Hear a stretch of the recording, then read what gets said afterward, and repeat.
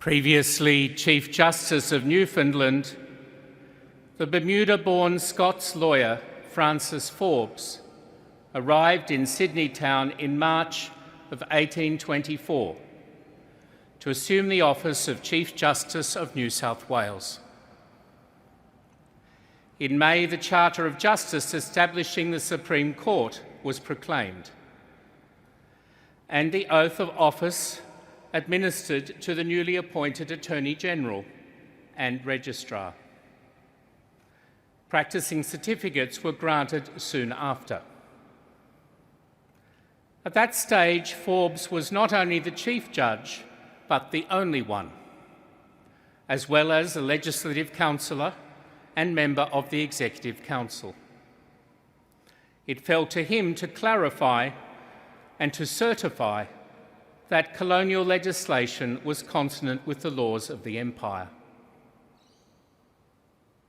That probably doomed him to be at loggerheads with the Governor. Infuriated by criticisms in the Australian and the Monitor newspapers, Governor Ralph Darling sought to control the press. But Forbes declared his bill repugnant to the laws of England and the evolving freedoms of the colony. And the Colonial Office agreed. Forbes also championed other protections of the individual, such as trial by jury, free education, small land holdings, ready access to justice, limits to government power, and an end to transportation of convicts. Controversy over such matters, and the animus of the Governor and others, on top of his huge workload, eventually broke him. But Forbes is rightly remembered as a champion of liberties within a modern legal system. Freedom is the golden calf of secular modernity. Each person is regarded as a radically free subject, able to choose what the good life is for them at each moment, to revise that conception at whim, and to pursue it as they wish, unconstrained by nature or reason, tradition or community. On this view, a good legal system is one that, as far as possible, lets us be and do what we like. It's an approach that has its advantages. But the downsides of such an understanding of law and liberty are many. Legal assaults on the most vulnerable, including the unborn and the dying, now ubiquitous in the West, are excused by personal autonomy. An equality bill, soon to be debated in state parliament, would allow minors to pursue medical treatments without parental consent, would let people change, some would say falsify, their birth records and other legal documents regarding their sex, would permit soliciting for prostitution even outside school grounds and places of worship, would abrogate all legal barriers to commercial surrogacy, and would stop faith-based schools choosing who joins their community on the basis of beliefs or actions. I won't trouble you with my opinion on those substantive questions. Rather, I raise these as examples of an unencumbered conception of freedom that Francis Forbes would have found deeply puzzling. For it presumes we are atomised individuals and eschews not just Christian values and British values, but any explicit conception of the good.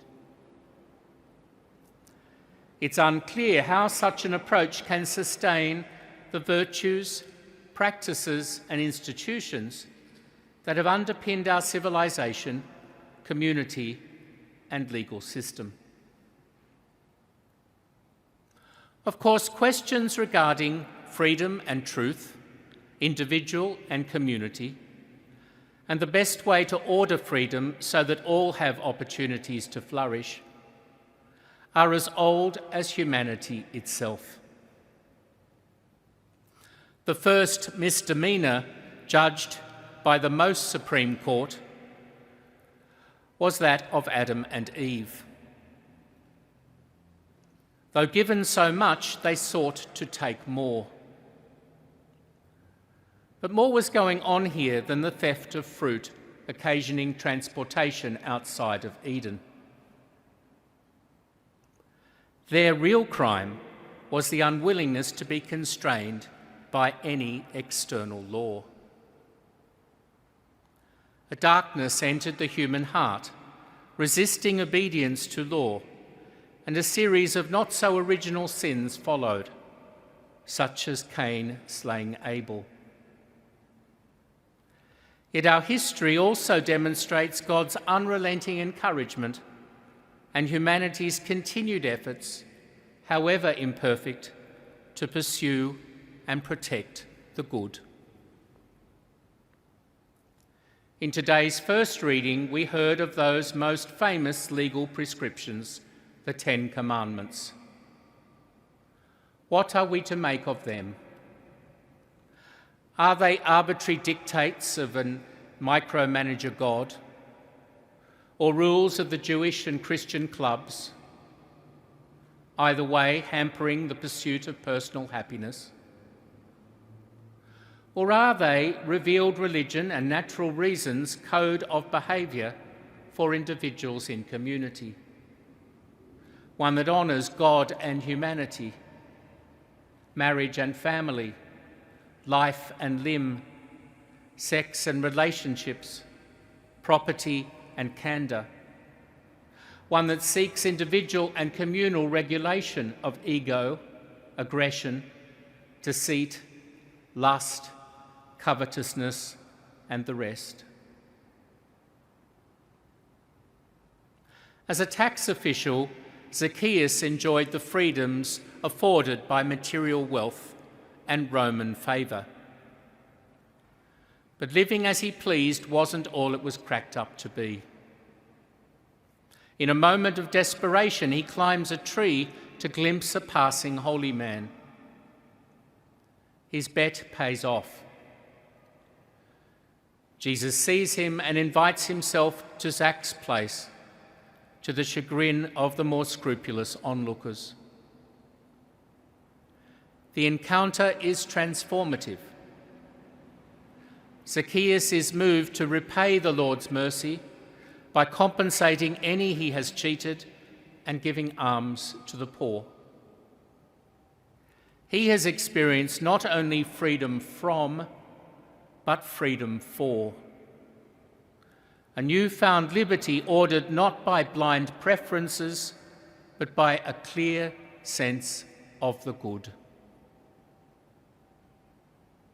In the very newspaper defended by Chief Justice Forbes against Governor Darling, the Australian, David de Carvalho recently argued that the malaise in Western civilization has been centuries in the making. What began as a drive for human liberation gradually mutated over time into a force for human enslavement, he says, not by external forces, but by our own egoistic impulses. The Forbes clan provided 3 moderators of the General Assembly of the Church of Scotland. And though Francis was a private and tolerant man when it came to religion, he would, like most of his contemporaries, have thought the Christian religion the best force for self-regulation. But as the rituals, beliefs and customs of Christianity that had underpinned the sense of community and participation in a common enterprise waned, and the sense of life's meaning and purpose being connected to something greater than oneself and one's own interests evaporated, self-assertion and desire fulfilment became king. Recognising the motivational shortcomings of a calculating ethos, de Carvalho goes on, modern secularists embraced the liberalism and language of human rights while killing the God that underpinned them. Yet without the virtue, principles, self-restraint and sense of the sacred hitherto provided by faith and reason, democracy, its legal institutions and its jurisprudence lack solid foundations. In the past year, we lost Pope Benedict XVI and Cardinal George Pell, two great advocates for the essential links between freedom and truth. Benedict thought many are reluctant to let Christ into their lives out of fear that in saying yes to religion, they would lose something. Sure, Benedict said, there would be costs. They would be asked to say goodbye to things like corruption, manipulation, selfishness. But there are necessary losses, and in their place, they would gain true friendship with the Lord, the source of beauty, liberation, and fulfilment. Human law may only be a pale reflection of that divine law of love. But it too is ultimately not so much about constraining liberty as about ordering it, about freedom not only from, but for service of the common good and for human flourishing. For those who make, judge according to, and otherwise serve the law, we pray this day.